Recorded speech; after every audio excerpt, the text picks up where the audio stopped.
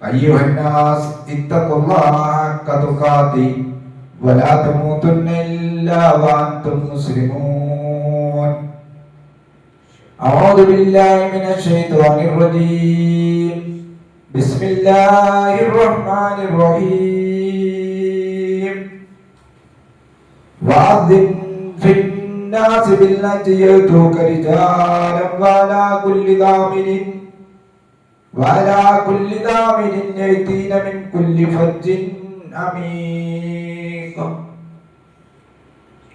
ബഹുമാന്യരായ സത്യവിശ്വാസികളെ, സത്യവിശ്വാസിനികൾ, പരമദയാലുവായ പടച്ചവന്റെ ആജ്ഞാനിർദ്ദേശങ്ങൾ ജീവിതത്തിൽ പകർത്തി നല്ല വിശ്വാസികളായിക്കൊണ്ട് ജീവിക്കണമേ എന്ന് ആമുഖമായി ഉണർത്തുകയാണ്, വസിയത്ത് ചെയ്യുകയാണ്. റബ്ബ് നമ്മെ എല്ലാവരെയും അതിൽ അനുഗ്രഹിക്കുമാറാകട്ടെ. പരിശുദ്ധ ഹജ്ജ് കർമ്മത്തിന്റെ മുന്നൊരുക്കത്തിലാണ് ലോക മുസ്ലിങ്ങൾ. കേരളത്തിലടക്കം പല രാജ്യങ്ങളിൽ നിന്നും പല ഹാജിമാരും വിശുദ്ധ മക്കയിൽ എത്തിയ വിവരം നമ്മളൊക്കെ അറിയിച്ചിട്ടുണ്ടായിരിക്കും. ഇസ്ലാം കാര്യങ്ങൾ 5 എന്ന് നമ്മളൊക്കെ കുട്ടിക്കാലത്ത് തന്നെ പഠിച്ചിട്ടുണ്ട്. 5 കാര്യങ്ങളിൽ 5-ാമത്തേതാണ് ഹജ്ജ് എന്ന് നമുക്കൊക്കെ അറിയാം. ഇസ്ലാമിലെ ആരാധനാ കർമ്മങ്ങളെ പരിശോധിക്കുമ്പോൾ അവയെല്ലാം ഒന്നിനൊന്ന് വ്യത്യസ്തങ്ങളായ ആരാധനാ കർമ്മങ്ങളാണ്. ഒരു വിശ്വാസി ജീവിതത്തിൽ 5 പ്രാവശ്യം ഓരോ ദിവസവും നിർവഹിക്കേണ്ടുന്ന നിർബന്ധമായ നമസ്കാരം ഇസ്ലാം കാര്യങ്ങളിൽപ്പെട്ടതാണ്, നമുക്കറിയാം. ഒരു ഒഴിവുകഴിവും ഇല്ലാത്ത ഒരു ആരാധനാ കർമ്മമാണ്. എഴുന്നേറ്റ് നിന്ന് നമസ്കരിക്കാൻ കഴിയാത്തവർ ഇരുന്ന് നമസ്കരിക്കണമെന്നും, ഇരുന്ന് നമസ്കരിക്കാൻ കഴിയാത്തവർ കിടന്ന് നമസ്കരിക്കണമെന്നും, അതിനും സാധിക്കാത്ത ആളുകൾ ആംഗ്യം കൊണ്ടെങ്കിലും ആ നമസ്കാരം നിർവഹിക്കണമെന്നും വിശ്വാസികളോട് അള്ളാഹു നിർദ്ദേശിച്ചത് നമുക്കറിയാം. മാത്രമല്ല, നമസ്കാരം നിർവഹിക്കണമെങ്കിൽ അതിന് മുമ്പ് ചില കാര്യങ്ങൾ ചെയ്തതിൽ നിർബന്ധമാണ്. പെട്ടെന്ന് നിർവഹിക്കാൻ പറ്റുന്ന ഒരു ആരാധനാകർമ്മമല്ല നമസ്കാരം. അതിനു മുമ്പ് അംഗശുദ്ധി വരുത്തണം, വുദു എടുക്കണം. വുദു നിർബന്ധമാണ്. വുദു എടുക്കാൻ പറ്റാത്ത ആളുകൾക്ക് തയമ്മം ചെയ്യാം.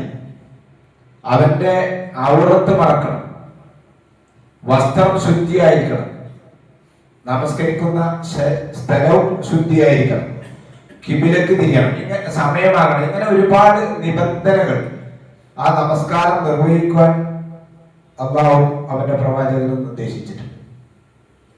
മറ്റൊന്ന് ഇസ്ലാം കാര്യങ്ങളിൽപ്പെട്ടത് നോമ്പാണ്. അത് തീർത്തും നമസ്കാരത്തിൽ നിന്ന് വ്യത്യസ്തമായ ഒരു ആരാധനാ കർമ്മമാണ്. നമുക്കറിയാം, അത് വർഷത്തിൽ 1 മാസം നിർവഹിക്കേണ്ടുന്ന ഒരു ആരാധനാ കർമ്മം.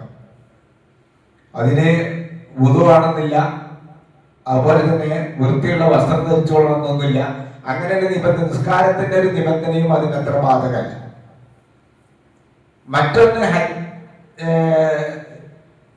നോമ്പ് കഴിഞ്ഞാൽ പിന്നെ നമുക്കറിയാൻ പറ്റും. മറ്റൊന്ന് സക്കാത്താണ്. സക്കാത്ത് നമ്മൾ നേരത്തെ പറഞ്ഞ 2ൽ നിന്നും തീർത്തും വ്യത്യസ്തമാണ്. അത് നമ്മുടെ സാമ്പത്തികമായി ഇടപാടുകളുമായി ബന്ധപ്പെട്ട ഒരു വിഷയമാണ്. അത് തന്നെ വർഷത്തിൽ ഒരിക്കൽ കൊടുക്കേണ്ടുന്ന സക്കാത്ത് ഉണ്ടാവും. ചില സംഗതികൾ കാർഷിക വിളകളൊക്കെ ആണെങ്കിൽ അത് വിളവെടുക്കുന്ന സമയത്ത് കൊടുക്കേണ്ടതുണ്ടാവും. എന്നാൽ ഇതൊന്നും ഇല്ലാത്ത ഒരു മുസ്ലിമിന് ഈ സക്കാത്ത് ബാധകവുമല്ല. അതാണ് എന്റെ ഏറ്റവും വലിയ തമാശ, ഒരു മനസ്സിലാക്കേണ്ട സംഗതി.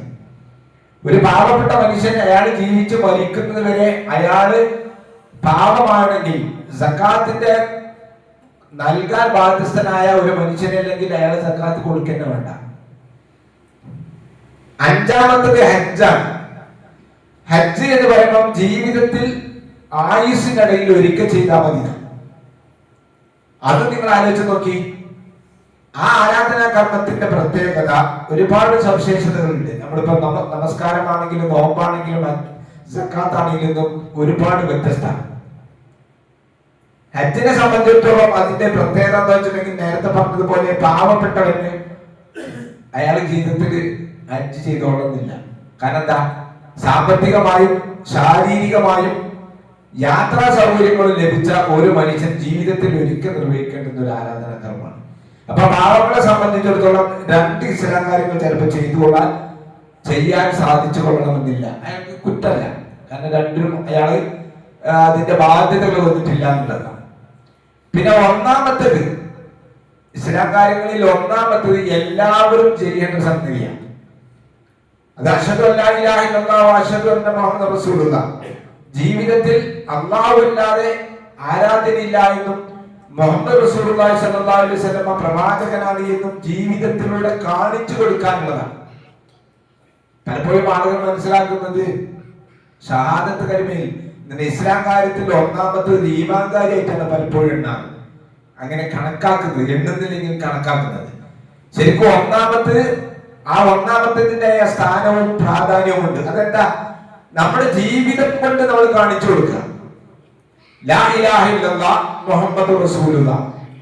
ഇതാണ് ഈ 5 കാര്യങ്ങൾ നമ്മൾ മനസ്സിലാക്കുക. അതിൽ നോക്കുമ്പോൾ നിങ്ങൾ ഹജ്ജുമായി ബന്ധപ്പെട്ട ചില കാര്യങ്ങൾ സൂചിപ്പിക്കാനാണ് ഉദ്ദേശിക്കുന്നത്.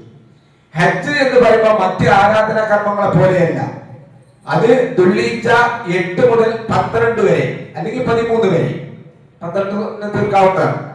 ഈ സമയത്ത് മാത്രം ചെയ്യാവുന്ന പ്രത്യേകമായ ചില അമലുകളാണ് സത്യത്തിൽ ഈ ഹജ്ജ് എന്ന് പറയുന്നത്. ഹജ്ജിനെ കുറിച്ച് നമ്മൾ പുറമേ നിന്ന് വീക്ഷിക്കുമ്പോൾ നമുക്ക് മനസ്സിലാക്കുന്നത് എന്താ, ആ കർമ്മത്തെ കുറിച്ച് നിങ്ങൾ ആലോചിച്ച് നോക്കി. ചില സ്ഥലങ്ങളിൽ രാത്രി താമസിക്കണം, അതാണ് ഹജ്ജിലെ ഒരു കർമ്മം. ചില സ്ഥലങ്ങളിൽ അവിടെ നിൽക്കണം, അറഫയിലൊക്കെ നിൽക്കുക എന്നുള്ളതാണ് അവിടുത്തെ പ്രസംഗം കേൾക്കുക, അവിടെ നിൽക്കുക, ദിക്റും ദുആവുമായിട്ട് നിൽക്കുക. അതുപോലെ തന്നെ വിശുദ്ധ കാബാലയത്തിൽ തവാഫ് ചെയ്യാം, അങ്ങനെ 7 പ്രാവശ്യം വലയം ചെയ്യാം, അവിടെ ചെല്ലേണ്ടുന്ന ദിക്റും ദുആവും ചെയ്യുക, സഫാ മർവയുടെ ഇടയിൽ ഓടുക. അതുപോലെ തന്നെ ഈ ഹജ്ജ് കർമ്മം ഇന്ന സ്ഥലത്ത് മുസ്തലിഫയിൽ പോയി രാത്രി താമസിക്കുക, അവിടെ കിടക്കുക. സത്യത്തിൽ ഈ കർമ്മത്തെ കുറിച്ച് നിങ്ങൾ ആലോചിച്ച് നോക്കി, എന്താണ് അതിന്റെ അർത്ഥം? നമ്മൾ എത്ര വലിയ സമ്പന്നന്മാരാണെങ്കിലും, എത്ര വലിയ ഉന്നത സ്ഥാനീയരായ ആളുകളാണെങ്കിലും പടച്ച തമ്പുരാന്റെ മുമ്പിൽ ഒന്നുമല്ല. അള്ളാഹ് പറയുന്നത് എന്താണോ അത് അപ്പടി അനുസരിക്കുക എന്നാണ് ഹജ്ജിന്റെ ആകത്തുക. അവിടെ കിടക്കുക എന്ന് പറഞ്ഞാൽ അവിടെ കിടക്കുക, അവിടെ നിൽക്കണം എന്ന് പറഞ്ഞാൽ അവിടെ നിൽക്കുക, അവിടെ വലയം ചെയ്യണം എന്ന് പറഞ്ഞാൽ അവിടെ വലയം ചെയ്യാം, അവിടെ കല്ലെറിയണം എന്ന് പറഞ്ഞാൽ കല്ലെറിയാം. അള്ളാഹ് നമ്മെ സൃഷ്ടിച്ച പടച്ച തമ്പുരാൻ നമ്മോട് എന്താണോ പറയുന്നത് അത് അക്ഷരം പ്രതി അനുസരിക്കുന്ന ഒരു അനുസരണയുള്ള ഒരു അടിമയായി മാറുക, ഒരു മനുഷ്യനായി മാറുക. ഇതാണ് ഹജ്ജിന്റെ ആകത്തുക. നിങ്ങൾ നോക്കൂ, വിശുദ്ധ ഖുർആനിൽ കാണാൻ സാധിക്കും ഹജ്ജിനെ കുറിച്ചും. മാത്രമല്ല, ഈ ഇസ്ലാം കാര്യങ്ങളിൽ 5 എങ്കിലും വിശുദ്ധ ഖുർആനിൽ ഹജ്ജ് എന്നൊരു സൂറത്ത് മാത്രമാണ്, സ്വലാത്ത് എന്നൊരു സൂറത്തില്ല. സൗമ്, നോമ്പ് എന്ന് പറഞ്ഞിട്ടുള്ള ഒരു സൂറത്തില്ല. സക്കാത്ത് പറഞ്ഞിട്ടൊരു സൂറത്തില്ല. ഹജ്ജ് എന്ന് പറഞ്ഞ സൂറത്തുണ്ട്. സൂറത്ത് 22-ാമത്തെ വചനത്തിന്റെ 22-ാമത്തെ സൂറയുടെ പേര് ഹജ്ജ് എന്നാണ്. അത് ഹജ്ജിന്റെ പ്രാധാന്യത്തെ കുറിച്ചായിരിക്കാം അള്ളാഹു കൊണ്ട് ഉദ്ദേശിക്കുന്നത്. അതിൽ ഹജ്ജുമായി ബന്ധപ്പെട്ട ഒരുപാട് കാര്യങ്ങൾ പറയുന്നത്.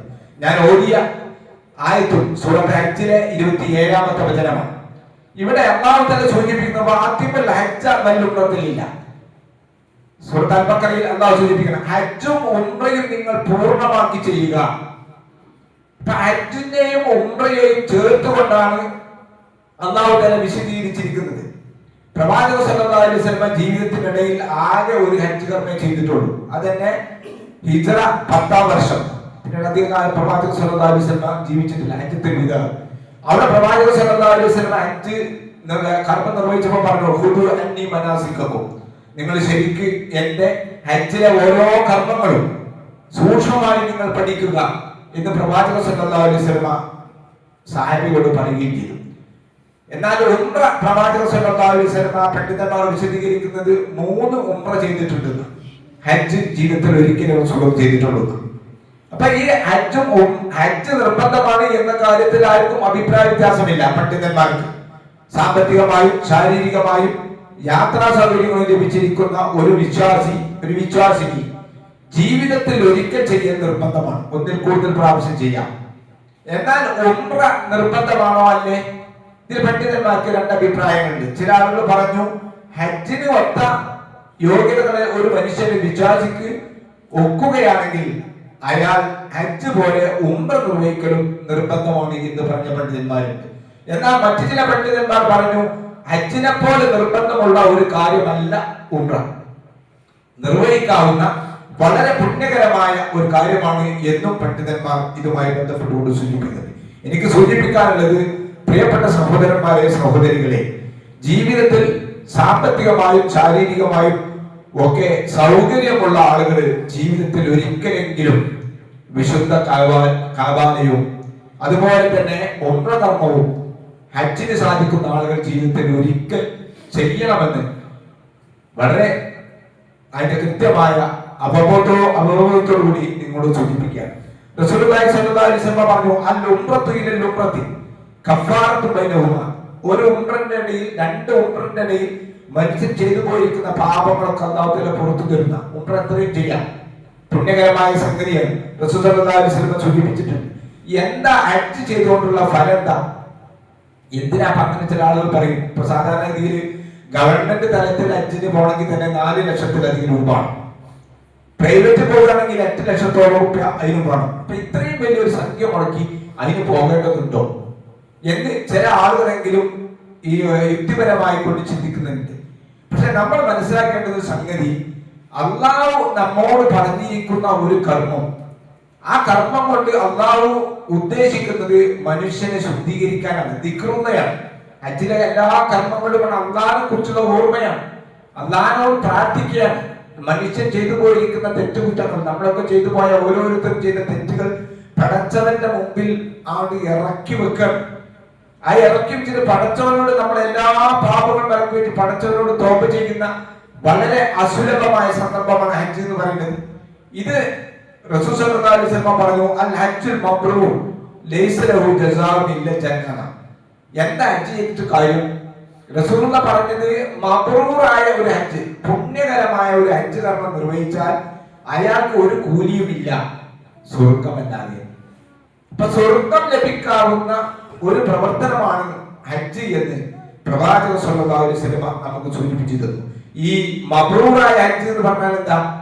മബ്റൂറായ ഹജ്ജ് എന്ന് പറഞ്ഞാൽ റസൂലുള്ളാഹി സ്വല്ലല്ലാഹു അലൈഹി വസല്ലം മറ്റൊരു ഹദീസിലൂടെ വിശദീകരിച്ചു. ലൈസ ഫീ സുഖത്തുൽ ബലാലിയാഹു. നമ്മൾ ഹജ്ജ് കർമ്മത്തിന് പോകുന്ന ഒരു വിശ്വാസിയെ സംബന്ധിച്ചിടത്തോളം അയാളിൽ താൻ ഒരു പേര് പ്രസിദ്ധി കിട്ടണമെന്നോ അല്ലെങ്കിൽ ലോകമാന്യം ലഭിക്കണമെന്നോ ആഗ്രഹിക്കാതെ ചെയ്യുന്ന ഹജ്ജാണ് ഈ മബ്റൂറായിട്ടുള്ള ഹജ്ജ്. അതുപോലെ തന്നെ മഖ്ബൂലുമായിട്ടുള്ള ഹജ്ജ്, രണ്ടാണ് പറയുന്നത്. മഖ്ബൂലും മബ്റൂറും സ്വീകാര്യമായ ഹജ്ജുമാണ്. ഇപ്പൊ സ്വീകാര്യവും മബ്റൂറുമായ ഹജ്ജ് കർമ്മം നിർവഹിച്ചാൽ അവന്റെ പടച്ച തമ്പുരാൻ ഒരുക്കി വെച്ചിരിക്കുന്നത് സ്വർഗമാണ്. ഇതൊരു വിശ്വാസിയുടെ ഏറ്റവും ആത്യന്തികമായ നമ്മുടെ ലക്ഷ്യം എന്താ? സ്വർഗം കിട്ടുക, നരകത്തിൽ നിന്ന് രക്ഷപ്പെടുക, സ്വർഗം കിട്ടുക. എന്താണ് നമ്മുടെ ജീവിതത്തിൽ നമ്മൾ ചെയ്യുന്ന എല്ലാ അമലുകളുടെയും ആകത്തുക. അപ്പൊ അത് ഒരു ഹജ്ജിക്ക് ലഭിക്കുമെന്നാണ് പ്രവാചകൻ സ്വല്ലല്ലാഹു അലൈഹി വസല്ലം നമ്മൾ വിളിക്കുന്നത്. ഇവിടെ നമ്മൾ ആലോചിക്കേണ്ടുന്ന മറ്റൊരു സംഗതി, ഒരു ഹജ്ജ് കർമ്മം നിർവഹിക്കാൻ ചിലപ്പോൾ ചില ആളുകൾക്കെങ്കിലും സാധിച്ചെന്ന് വരും. പക്ഷെ ഹജ്ജ് കർമ്മം നിർവഹിച്ച ഒരു വ്യക്തി പിന്നെ ഹാജിയായി ജീവിക്കുക എന്ന് പറയുന്നതാണ് ഏറ്റവും പ്രയാസകരം. നമ്മൾ അടിവരട്ട് മനസ്സിലാക്കേണ്ട സംഗതിയാണ്. ഹജ്ജ് ചെയ്താൽ ചിലപ്പോ 4 ലക്ഷമോ 8 ലക്ഷമോ ഉണ്ടായാൽ ഹജ്ജ് കർമ്മം നിർവഹിക്കാം. പക്ഷെ ആ ഹജ്ജ് കർമ്മം നിർവഹിച്ച വ്യക്തി പിന്നീട് ഒരു ഹാജിയായി, ഒരു ഹജ്ജുമ്മയായി പിന്നീട് മരണം വരെ ജീവിക്കുക എന്ന് പറഞ്ഞാൽ അല്പം പ്രയാസകരമായിരിക്കും എന്ന് നമ്മൾ മനസ്സിലാക്കുക. നബി സല്ലല്ലാഹു അലൈഹി വസല്ലമയോട് ആയിഷ ബീവി ഒരിക്കൽ ചോദിച്ചു, ഖാലത്ത് ഖുൽതു യാ റസൂലല്ലാഹ് അല നിസാഇ ജിഹാദ്. അല്ല റസൂലേ, ഞങ്ങൾ പെണ്ണുങ്ങളല്ലേ, ഞങ്ങൾ സ്ത്രീകളായ ഞങ്ങൾക്ക് അള്ളാഹുവിന്റെ മാർഗത്തിൽ ധർമ്മസമരം ചെയ്യേണ്ടതുണ്ടോ, ജിഹാദ് നടത്തേണ്ടതുണ്ടോ, യുദ്ധം ചെയ്യേണ്ടതുണ്ടോ? ഖാല, നബി സല്ലല്ലാഹു അലൈഹി വസല്ലം പറഞ്ഞു, അലൈഹിന്ന ജിഹാദ്, നിങ്ങൾക്കും ജിഹാദുണ്ട്, നിങ്ങൾ അല്ലാഹുവിന്റെ മാർഗ്ഗത്തിൽ ധർമ്മസമരം നടത്തണം. എന്നിട്ട് റസൂൽ വിശദീകരിച്ചു, ലാ ഖിതാല ഫീഹി, എന്നാൽ പുരുഷന്മാർ നടത്തുന്നത് പോലെയുള്ള യുദ്ധമല്ല. പിന്നെന്താ?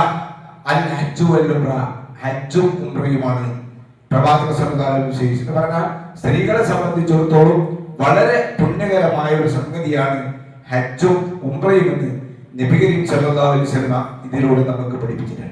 ഈ ഹജ്ജിനെ സംബന്ധിച്ചിടത്തോളം പൊതുവെ പണ്ട് കാലഘട്ടങ്ങളിലും ഇപ്പൊ കുറെയൊക്കെ കുറഞ്ഞിട്ടുണ്ട്, ആളുകളിലുള്ള 2-3 തെറ്റിദ്ധാരണകളുണ്ട്. ഒന്ന്, ഹജ്ജ് കർമ്മം നിർവഹിക്കേണ്ടത് കുറെ വയസ്സായതിനു ശേഷമാണ് എന്നൊരു ധാരണ. പണ്ടൊക്കെ നിങ്ങൾ ആലോചിച്ചോണ്ടി, കുറെ വയസ്സായ പറ്റ വയസ്സായ ആൾക്കാരാണ് ഹജ്ജിന് പോവുക. ശരിക്കും അതൊരു ശരിയായ വിശ്വാസമല്ല. ഹജ്ജിന് സാമ്പത്തികമായും ശാരീരികമായും നമുക്ക് യാത്രാ സൗകര്യവും അനുവദിക്കപ്പെട്ടാൽ സമ്പത്തുണ്ട് എങ്കിൽ ചെറുപ്പക്കാരികളുമാണ് ഹജ്ജ് കർമ്മത്തിന് പോകേണ്ടത്. പലപ്പോഴും പോയ ആളുകൾക്ക് അറിയാൻ പറ്റും, വലിയ 20-25 ലക്ഷം ആളുകൾ പങ്കെടുക്കുന്ന ഹജ്ജ് കർമ്മത്തിൽ നല്ല തിരക്കാണ്. ഖുർആൻ തന്നെ ഉപയോഗിച്ചിരിക്കുന്നത് അഫീദൂന, ഒഴുകുക എന്നാണ്. ജനങ്ങൾ ഇങ്ങനെ ഒഴുകി പോവുക. പോയവർക്ക് ഖുർആൻ മനസ്സിലാക്കാൻ പറ്റും. ഈ ഒഴുക്കിൽ നമുക്ക് പിടിച്ചു നിൽക്കണമെങ്കിൽ നല്ല ആരോഗ്യം വേണം. അപ്പൊ എന്റെ പ്രിയപ്പെട്ട സഹോദരന്മാരെ, സഹോദരികളെ, ശാരീരികമായി കെൽപ്പുള്ള സമയത്താണ് നമ്മൾ ഹജ്ജിന് പോകേണ്ടത് എന്ന് സൂചിപ്പിക്കുകയാണ്. അതുപോലെ തന്നെ മറ്റൊരു ചിന്ത, ഹജ്ജിനായിട്ട് കുറെ പൈസ വേണം എന്നൊരു ധാരണ ചില ആളുകൾക്ക്. ഹജ്ജിനായിട്ട് കുറെ പൈസ ഉണ്ടായി വരുന്നു. മറ്റൊരു തെറ്റിദ്ധാരണ ഉള്ളത്, ഇബ്രാഹിം നബിന്റെ വിളിയാളം കിട്ടണം. ചില ആളോട് ചോദിക്കാം, എന്താ ഹജ്ജിന് പോകാത്തത്? എന്നപ്പം ഇബ്രാഹിം നബിന്റെ വിളിയാളം കിട്ടിയിട്ടില്ല. അതും ഒരു തെറ്റിദ്ധാരണയാണ്. അത് നമ്മൾ മനസ്സിലാക്കുക. ഞാൻ ഓടി വെച്ച ആയത്തിൽ അള്ളാഹു തന്നെ സൂചിപ്പിക്കുന്നത് തന്നെയാണ്. മഹാനായ ഇബ്രാഹിം നബി അലൈഹി സ്വലാത്തു വസ്സലാമും അദ്ദേഹത്തിന്റെ പുത്രൻ ഇസ്മായിൽ നബി അലൈഹി സ്വലാത്തു വസ്സലാമും വിശുദ്ധ കാബാലയം പുതുക്കി പണിതു. എന്നിട്ട് അള്ളാഹു അദ്ദേഹത്തോട് പറഞ്ഞു, നീ ഇബ്രാഹിമെ ജനങ്ങളോട് വിളംബരം നടത്തുക, പ്രഖ്യാപിക്കുക. ഹജ്ജിനെ കുറിച്ച് ജനങ്ങളോട് വിളംബരം നടത്തുക. അപ്പൊ ഇബ്രാഹിം നബി ചോദിച്ചോലോ, അള്ളാഹുവേ, ഞാനിപ്പോ ഇവിടെ വിളിച്ചു പറഞ്ഞാൽ ആരാ വരുന്നത്? ഇന്നത്തെ മക്കയല്ല, അന്നത്തെ മക്ക. വളരെ കുറഞ്ഞ ആളുകളേ ഉള്ളൂ. ഇതാര് കേൾക്കാൻ പോവുകയാണ്.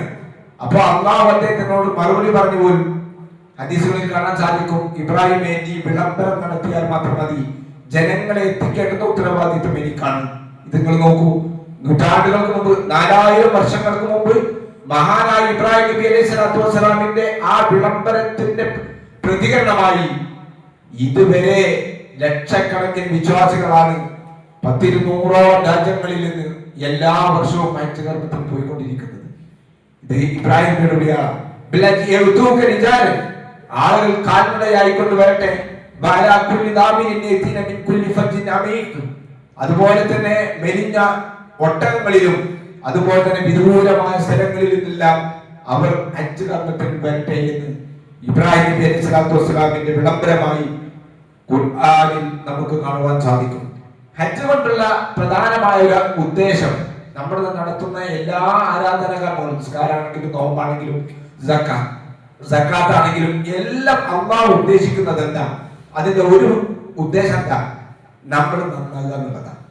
മനുഷ്യന്മാരുടെ എല്ലാവിധ വേണ്ടാത്ത സ്വഭാവങ്ങൾ, ദുസ്വഭാവങ്ങൾ എല്ലാം മാറി ഒരു നല്ല മനുഷ്യനാകാൻ വേണ്ടിയിട്ടാണ്. ഇപ്പൊ നിസ്കാരത്തെ കുറിച്ച് അന്ന് പറഞ്ഞിടത്ത് പറഞ്ഞു, ഇന്ന സ്വലാത്ത തെൻഹാനിൽ ഫൈസാലിൽ മുങ്കർ. എന്തിനാ നിസ്കാരം? നിസ്കാരം അല്ലാഹു തആല കൽപ്പിച്ചിരിക്കുന്നത് നിങ്ങളിൽ നിന്നുള്ള മോശമായ സ്വഭാവങ്ങൾ ഇല്ലാതിരിക്കാനാണ്, വേണ്ടാത്തങ്ങൾ ഇല്ലാതിരിക്കാനാണ്. അപ്പൊ നമ്മൾ നമസ്കരിക്കുന്നവരാണെങ്കിൽ നമ്മളിൽ നിന്ന് പിന്നീട് വേണ്ടാത്ത സ്വഭാവങ്ങൾ ഉണ്ടാകാൻ പാടില്ല, ചീത്ത പെരുമാറ്റങ്ങൾ ഉണ്ടാകാൻ പാടില്ല. എങ്കിലേ നമ്മുടെ നമസ്കാരം അല്ലാഹു സ്വീകരിച്ചിരിക്കുന്നു എന്ന് നമുക്ക് മനസ്സിലാക്കാൻ പറ്റുള്ളൂ. നമ്മൾ നമസ്കരിക്കും ചെയ്യാ, എല്ലാവിധ തോന്നിയാസങ്ങളും നമ്മളുണ്ടെങ്കിൽ നമ്മൾ നിസ്കരിച്ചു എന്ന് മാത്രം, സാങ്കേതികമായി നമ്മൾ നിസ്കരിച്ചു എന്ന് പറയാം. അപ്പൊ ഒരു നമസ്കാരക്കാരനാണെങ്കിൽ അയാളിൽ ദുസ്വഭാവങ്ങൾ ഉണ്ടാകാൻ പാടില്ല, അയാൾ മറ്റൊരുത്തനെ ചീത്ത പറയാൻ പാടില്ല, അയാൾ മറ്റൊരുത്തനെ പറ്റിക്കാൻ പാടില്ല, അയാൾ കുടുംബജീവിതത്തിൽ മാന്യനായി പെരുമാറണം.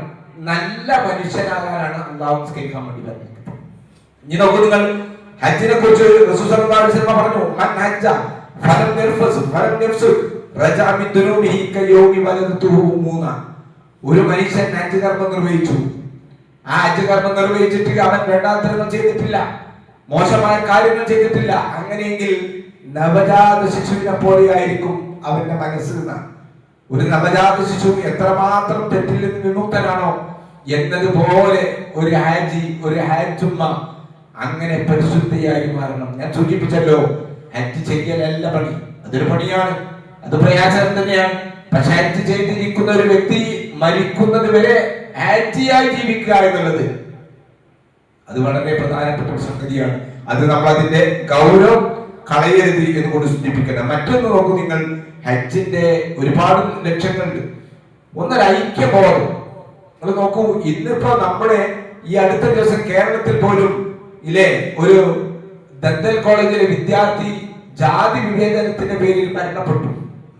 നിങ്ങൾ നോക്കണം, നമ്മുടെ കേരളത്തിൽ വളരെ ഉന്നതമായ സ്വഭാവങ്ങളുള്ള നമ്മുടെ കേരളത്തിൽ പോലും ഒരു ജാതി വിവേചനത്തിന്റെ ഫലമായ ഒരു കുട്ടി മരണപ്പെടുകയാണ്. ഇവിടെയാണ് ഇസ്ലാം പഠിപ്പിക്കുന്നത്, ഒരു പുരുഷനാണെങ്കിൽ ഹജ്ജ് കർമ്മത്തിന് വരുമ്പോൾ 2 തുണിയാണ്, ഒന്ന് ഉടുക്കാനും ഒന്ന് പുതക്കാനും. അവിടെ കറുത്തവനാകട്ടെ വെളുത്തവനാകട്ടെ, ഏത് രാജ്യക്കാരനാകട്ടെ, എത്ര വലിയ സമ്പന്നനാകട്ടെ, ഏത് രാജ്യത്തിന്റെ ഭരണാധികാരി ആകട്ടെ, ഒരേ വേഷം, ഒരേ വേഷം, ഒരേ തൽബിയത്ത്, ലബൈക് അല്ലാഹുമ്മ ലബൈക് എന്ന് പറയുന്ന ഒരേ തൽബിയത്ത്, ഒരേ ലക്ഷ്യം. പോയ ആളുകൾക്ക് അറിയാൻ സാധിക്കും എത്ര സുന്ദരമായ ഒരു കാഴ്ചയാണ്. മനുഷ്യ ജാതിയുടെയും വിവേചനത്തിന്റെയും പേരിൽ അവരെ അവമതിക്കുവാനോ അവരെ മോശക്കാരനാക്കാനോ ചില ആളുകളെ ഉന്നതന്മാരാക്കാനോ ഇസ്ലാം കൽപ്പിക്കുന്നില്ല. ഇന്ന അക്രമക്കും ഇന്നല്ലാഹി അത്ഖാക്കും, നിങ്ങളിൽ ഏറ്റവും മാന്യൻ, ഏറ്റവും നല്ലവൻ അല്ലാഹുവിനെ ഏറ്റവും കൂടുതൽ സൂക്ഷിക്കുന്നവരാണ്. മനുഷ്യന് ചിലപ്പം നിറം കറുപ്പുണ്ടാകും, വേറെ പല കളറുകളുണ്ടാവും. ഏത് കുലജാതിയിൽ പിറന്നവനാണ് എങ്കിലും ഇസ്ലാം ഒരിക്കലും തന്നെ അവിടെ വിവേചനം കാണിക്കുവാൻ നമ്മോട് പറയുന്നില്ല എന്നാണ്. നിങ്ങൾ നോക്കൂ, ഹജ്ജ് എന്ന് പറയുമ്പോൾ വളരെ ചുരുങ്ങിയ ഒരു കർമ്മമാണ്. ഉംറ എന്ന് പറയുമ്പോൾ ചെറിയ വ്യത്യാസമുണ്ട്. ഉംറ എന്ന് പറഞ്ഞാൽ ഏത് കാലത്തിലും ചെയ്യാൻ പറ്റാവുന്നതാണ് ഉംറ എന്ന് പറയുന്നത്. ഏത് കാലത്തും ചെയ്യാം, രാത്രിയിലും ചെയ്യാം, പകലിലും ചെയ്യാം. പക്ഷെ ഹജ്ജ് എന്ന് പറയുമ്പോൾ ഈ സമയത്ത് മാത്രം നിർവഹിക്കേണ്ട കർമ്മമാണ്. ദുൽഹജ്ജ് 8 മുതൽ 13 വരെ നിൽക്കേണ്ട സമയത്ത് നിൽക്കുക, അങ്ങനെയുള്ള അതിന്റെ പ്രത്യേകമായ ഒരു വ്യവസ്ഥതയുള്ള ആരാധനയാണ് ഹജ്ജ് എന്ന് പറയുന്നത്. ഹദീസുകളിൽ നമുക്ക് മനസ്സിലാക്കാൻ സാധിക്കുന്നത് ഹജ്ജ് എന്ന് പറയുമ്പോൾ വെറും 6 ദിവസം 5 സ്ഥലങ്ങളിൽ നിർവഹിക്കാവുന്ന ഒരു ആരാധനാ കർമ്മമാണ്. വിശുദ്ധ കഅബാലയം, അതുപോലെ തന്നെ മിന, അറഫ, മുസ്ദലിഫ, സഫ, മർവ ഈ സ്ഥലങ്ങളിൽ നിർവഹിക്കാവുന്ന ഒരു ആരാധനാ കർമ്മമാണ്. ഈ ആരാധനാ കർമ്മം വിശ്വാസികളായിട്ടുള്ള ആളുകൾ സാമ്പത്തികമായി, ശാരീരികമായി, അതുപോലെ തന്നെ യാത്രാ അനുമതി ലഭിച്ചിരിക്കുന്ന ആളുകൾ ജീവിതത്തിൽ ഒരിക്കൽ ചെയ്യണം. വിശുദ്ധ ഖുർആൻ പറഞ്ഞു, വലില്ലാഹി അലന്നാസി ഹിജ്ജുൽ ബൈത്ത് മൻ ഇസ്തതാഅ ഇലൈഹി സബീല. അല്ലാഹുവിന് ജനങ്ങളിൽ നിന്ന് ലഭിക്കേണ്ടതുണ്ട്. ഈ സൗകര്യമുള്ള ആളുകൾ വിശുദ്ധ കഅബാലയത്തിൽ ചെന്ന് ഹജ്ജ് കർമ്മം നിർവഹിക്കുവാൻ. അതുകൊണ്ട് എന്റെ ശബ്ദം കേൾക്കുന്ന സഹോദരന്മാരെ, സഹോദരികളെ, ജീവിതത്തിൽ അങ്ങനെ ഒരു അവസ്ഥയിലാണ് നമ്മൾ നിൽക്കുന്നതെങ്കിൽ ഒന്നുകൂടി പ്രായമാകട്ടെ, അല്ലെങ്കിൽ കുട്ടികളെ കെട്ടിക്കട്ടെ, അല്ലെങ്കിൽ വീടൊന്നും കൂടി നന്നാക്കട്ടെ എന്ന് വിചാരിച്ചുകൊണ്ട് നിൽക്കേണ്ടുന്ന ഒരു ആരാധനാ കർമ്മമല്ല ഹജ്ജ് എന്ന് നമ്മൾ മനസ്സിലാക്കുക. ആ സൂറത്ത് ആൽ ഇംറാന്റെ 97-ാമത്തെ വചനത്തിന്റെ അവസാനം വന്ന് പറയുന്നത് എന്താ അറിയോ? വമൻ കഫറ ഫഇന്നല്ലാഹ വലിയ്യുൻ ലിൽ ആലമീൻ. ഈ കാര്യങ്ങളൊക്കെ പറഞ്ഞിട്ട് അള്ളാഹുവിനോട് നന്ദി കേടാണ് കാണിക്കുന്നതെങ്കിൽ തീർച്ചയായിട്ടും ലോകരിൽ നിന്ന് അള്ളാഹു എത്രയോ ഐശ്വര്യവാനാണ് എന്ന്. മാത്രമല്ല, മഹാനായ ഇബ്നു റളിയല്ലാഹു അൻഹു ഒരിക്കൽ പറയുകയുണ്ടായി, മൻ മാത വഹു മുസ്ലിം വലം യഹുജ ജാഅ യൗമുൽ ഖിയാമത്തി ബൈന ഐനൈഹി മക്തൂബുൻ കാഫിർ. ഒരു മനുഷ്യൻ, ഒരു മുസ്ലിമായ മനുഷ്യൻ, അയാൾക്ക് നല്ല സാമ്പത്തിക ശേഷിയുണ്ട്, യാത്രാ സൗകര്യങ്ങളൊക്കെ ലഭിച്ചു, അങ്ങനെയൊക്കെ സൗകര്യങ്ങൾ ലഭിച്ചിട്ടും ലം യഹുജ, അയാൾ ഹജ്ജ് കർമ്മം നിർവഹിക്കാതെയാണ് മരണപ്പെട്ടതെങ്കിൽ ജാഅ യൗമുൽ ഖിയാമ, ഖിയാമത്ത് നാളിൽ അദ്ദേഹം വരുന്നത് ബൈന ഐനൈഹി മക്തൂബുൻ കാഫിർ, 2 കണ്ണുകൾക്കിടയിൽ കാഫിർ എന്ന് രേഖപ്പെടുത്തിയിട്ടുണ്ടായിരുന്ന. നമ്മൾ നേരത്തെ ഓതിയ ആയത്തിൽ വന്ന് പറഞ്ഞല്ലോ, ആൽ ഇംറാൻ 97, വമൻ കഫറ, ആരെങ്കിലും നന്ദി കേട് കാണിച്ചാൽ, നിഷേധം നടത്തിയാൽ എന്നും കൂടി ഇവിടെ ചേർത്ത് നമ്മൾ വായിക്കേണ്ടതാണ്. അതുകൊണ്ട് നമ്മൾ ആലോചിക്കുക, ചിന്തിക്കുക. മഹാനായ ഉമർ റളിയല്ലാഹു അൻഹു അദ്ദേഹത്തിന്റെ ഭരണകാലത്ത് പറഞ്ഞൊരു സംഭവം കൂടിയിട്ട് അദ്ദേഹം പറയുകയാണ്, ചില പട്ടണങ്ങളിലേക്ക് പട്ടാളക്കാരെ അയക്കാൻ വേണ്ടി ഞാൻ വിചാരിച്ചു. ഫയൻദുറു കുല്ലു മൻ ലഹു ജിദത്ത് വലം യഹുജ. എന്നിട്ട് ആ പട്ടണങ്ങളിലെല്ലാം സാമ്പത്തികമായ ശേഷി ഉണ്ടായിട്ട് ഹജ്ജ് ചെയ്യാത്ത ആളുകളുണ്ട് എങ്കിൽ അവരുടെ മേലിൽ ഞാൻ കപ്പം ഗവൺമെന്റിന്റെ പ്രത്യേകമായ ഒരു നികുതി നിശ്ചയിച്ചാലോ എന്ന് ഞാൻ വിചാരിച്ചു. മുസ്ലിമീൻ ഞാൻ പറഞ്ഞു അവര് മുസ്ലിങ്ങളല്ല. ഗൗരവം നോക്കണം നിങ്ങൾ. ഇപ്പൊ ജീവിതത്തിൽ അങ്ങനെ കഴിവുണ്ട്. ഞാൻ സൂചിപ്പിച്ചല്ലോ, നമുക്ക് മനസ്സിലാക്കാൻ പറ്റും. ഇസ്ലാമിലെ 2 കർമ്മങ്ങൾ സാധുക്കളായിട്ടുള്ള പാവങ്ങൾക്കില്ല. ഹജ്ജ് കർമ്മം പാവങ്ങളായിട്ടുള്ള ആളുകൾ നിർവഹിക്കേണ്ടതില്ല. സക്കാത്തും അതുപോലെ തന്നെ നിർവഹിക്കേണ്ടതില്ല. അവർക്ക് നിർബന്ധമില്ല. ഇപ്പൊ സാമ്പത്തികമായ ശേഷി ഉണ്ടായിട്ട് ഈ ഹജ്ജ് കർമ്മത്തെ പോലുള്ള നിർബന്ധമായ കാര്യം നിർവഹിക്കാതെ നമ്മൾ ജീവിക്കാൻ പാടില്ല. അതുകൊണ്ട് പ്രിയപ്പെട്ട സഹോദരന്മാരെ, സഹോദരികളെ, നമ്മൾ തീരുമാനിക്കുക, ഇക്കൊല്ലത്തെ ഹജ്ജിന്റെ സമയം കഴിഞ്ഞു. അടുത്ത വർഷത്തേക്കെങ്കിലും നമ്മുടെ മനസ്സിൽ വിചാരിക്കുക, അടുത്ത വർഷം ഹജ്ജിനുള്ള സമയമാകുമ്പോൾ ഞാൻ അതിനുള്ള രേഖകൾ ഹാജരാക്കി അപേക്ഷ നൽകി അതിനുവേണ്ടിയുള്ള ശ്രമം നടത്തുമെന്നെങ്കിൽ നമ്മൾ അങ്ങനെ വിചാരിക്കുക. പരമാവധി അള്ളാഹുവിനെ സൂക്ഷിച്ചുകൊണ്ട് അള്ളാഹു പറഞ്ഞിരിക്കുന്ന കാര്യങ്ങൾ ജീവിതത്തിൽ പകർത്തി ജീവിക്കാൻ വേണ്ടി നമ്മൾ ശ്രദ്ധിക്കുക. അള്ളാഹു